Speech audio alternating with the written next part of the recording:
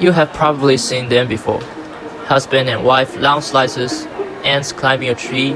The English translation of Chinese dish name have become something of a global joke, shared on social media, laughed at in restaurants, held up as examples of cultural miscommunication at its most absurd. And in response, action has been taken.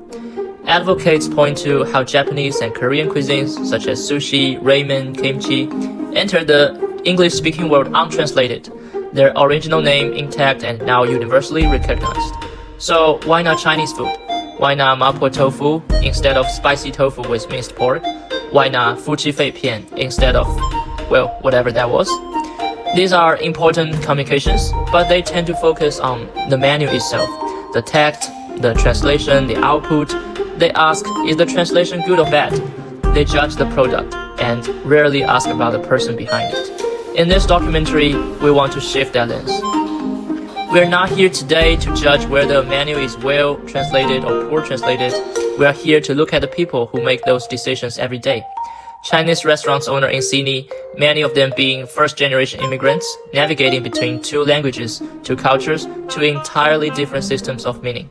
The question we want to ask is not what is lost during the translation, but it's who decides what to keep, what to let go, and why.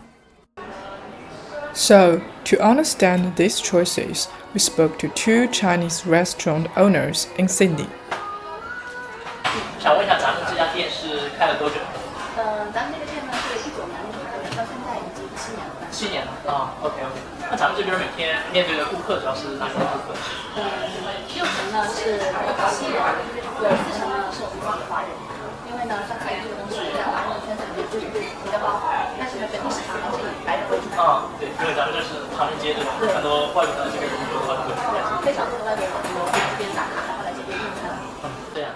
我想问一下老板，就是您菜单上的英文翻译是自己做的吗？还是说有参考别家或者说网络上的翻译？大部分都是我自己翻译的。这样。那您翻译的时候有就是觉得有和网上现成的或者说别家有哪些不一样的地方是你自己考虑过加上去的？有一些在菜名上面呢，我会斟酌一下，是遵循中餐的本意翻译过来呢，还是用英文单词里面现有的词汇翻译？比如说像爆鸡丁这一道菜。那么呢，我就是保留了拼音的部分，因为呢，我希望来吃饭的人，他们不仅是吃饱了饭，同时呢，他们也能了解到我们中餐的文化，我们也有自己的菜名和菜系，包括拼音。是这样的。因为我也发现，就是咱们的这个翻译，像这个夫妻肺片、这个 slice beef and tripe chili sauce 这种，它是翻译的解释的比较清楚的，我觉得会对外国人他理解这个菜是什么、怎么做的有一定的帮助。那我想问，就在这种情况下，还有没有就是外国人会对某些菜的翻译是感到就是有疑惑、有疑问的？基本上有疑惑的呢，就比如像你说的夫妻肺片这种他们不常接触到的菜，那么有一些呢，他们偏喜好的菜呢，我就会翻译的比较直白一点，让他能清楚的知道这个菜的做法是清蒸的、水煮的还是油炸的，尽量的以看得懂为主。但是非常传统的菜呢，我们会保留中文的形式意义，让大家也了解到我们中国文化。那我想问一下老板，如果说给您一个机会重新设计、重新改变一下菜单的话，你会想对菜单哪一部分做一些改动？那我可能就会把酸菜鱼的这个部分放大，让所有来吃饭的人，不管是中国人还是外国人也好，让他们知道中餐里面有一道菜是酸菜鱼，这个呢是非常好吃的一个部分，不仅仅只是几大菜系，包括还有某一个经典的菜是值得他们来品尝的。就是说，很多外国人对咱们中餐了解还停留在比如说麻婆豆腐啊、宫保鸡丁，但是酸菜鱼这个东西，很多人还不了解，你想去把它再发扬光大一下。中国人都知道这个菜，但是呢，外国人对这个菜它其实是偏向陌生的，所以我希望来我们店里的每个外国人都能知道酸菜鱼这个菜。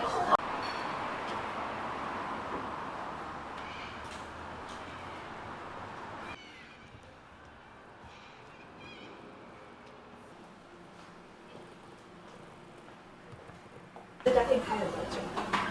有个6、7年了吧。6、7年啊。那主要就是有哪一类的顾客？学生都是中国学生。是本地的都比较。不是，都是海外学生。都是海外中国学生。海外中国是，就是当时开的时候，主要的客群是属于。那当初就是我们发现菜单就是有中文跟英文的。那当初就是为什么会想要分开做2份菜单，而不是比如说一行中文一行英文？因为外国人很少来。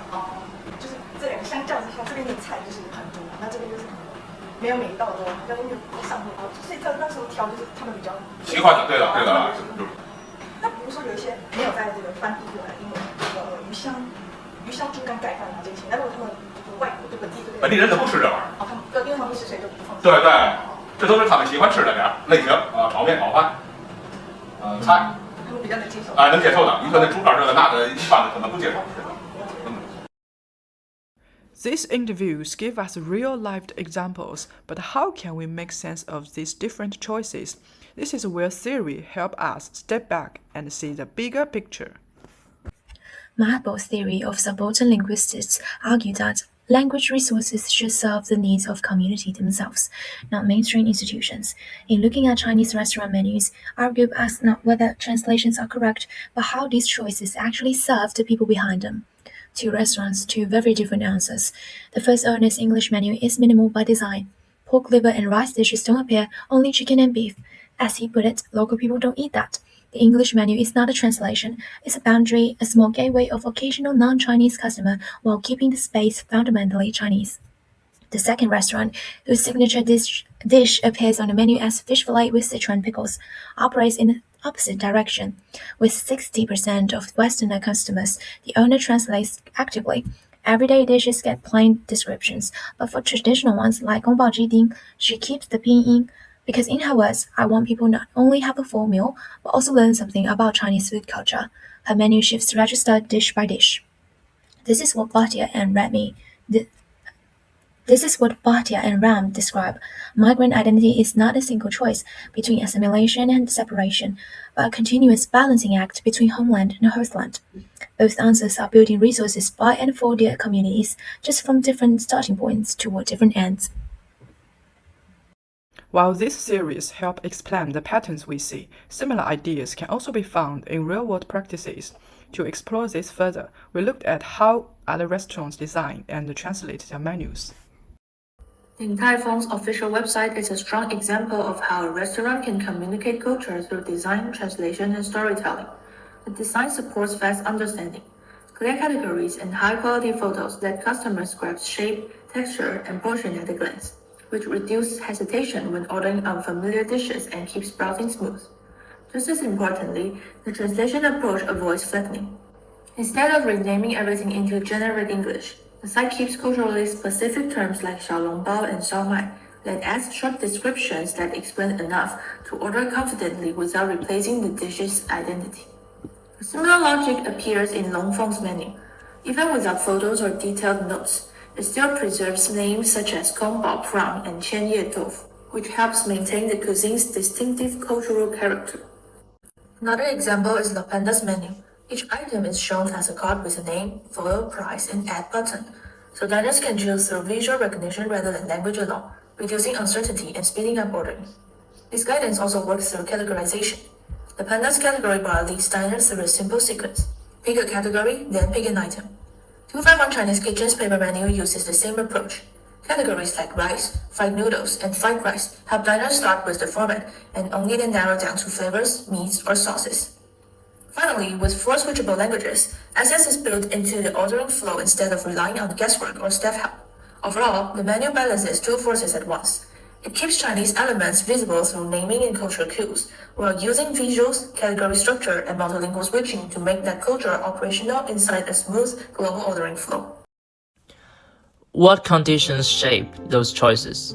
Migration history, English proficiency, economic pressure, customer expectations, the neighborhood they operate in, and the generation they belong to.